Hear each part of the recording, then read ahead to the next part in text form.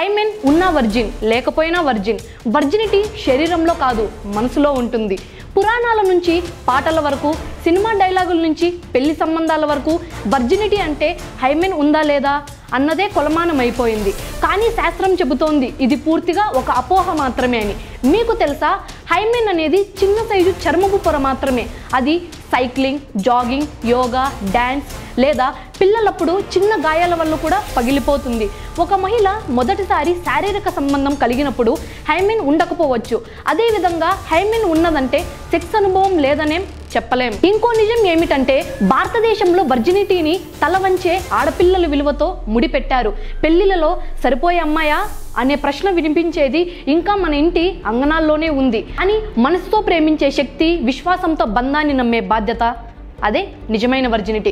UNESCO, WHO వంటి సంస్థలు స్పష్టంగా చెబుతున్నాయి, వర్జినిటీ టెస్ట్ అనే కాన్సెప్ట్ శాస్త్రీయంగా తప్పు. ఇది మహిళల స్వేచ్ఛను హరించే భయంకరమైన సామాజిక వేధింపు. వర్జినిటీని శరీరంతో కాదు, మనసు, నమ్మకం, గౌరవంతో కలవాలి. ఒక హైమెన్తో మహిళను తీర్చిదిద్దే సమాజాన్ని మనం మార్చాలి. ఇది ఆమె హక్కు, అభిమానం, నిజమైన ఆత్మగౌరవం. ఓవరాల్గా ఈ విషయం గురించి మీరేమనుకుంటున్నారు? దీనితో ఏకీభవిస్తారా లేదా అనే అంశాన్ని కామెంట్లో టైప్ చేయండి. అలాగే ఈ వీడియో మీకు అవేర్నెస్గా అనిపిస్తే లైక్ అండ్ సబ్స్క్రైబ్ చేయండి. ఇలాంటి మరిన్ని అవగాహన వీడియోల కోసం మా రన్ టీవీ తెలుగు ఛానల్ని ఫాలో అయిపోండి. I'm your Shalini Priya.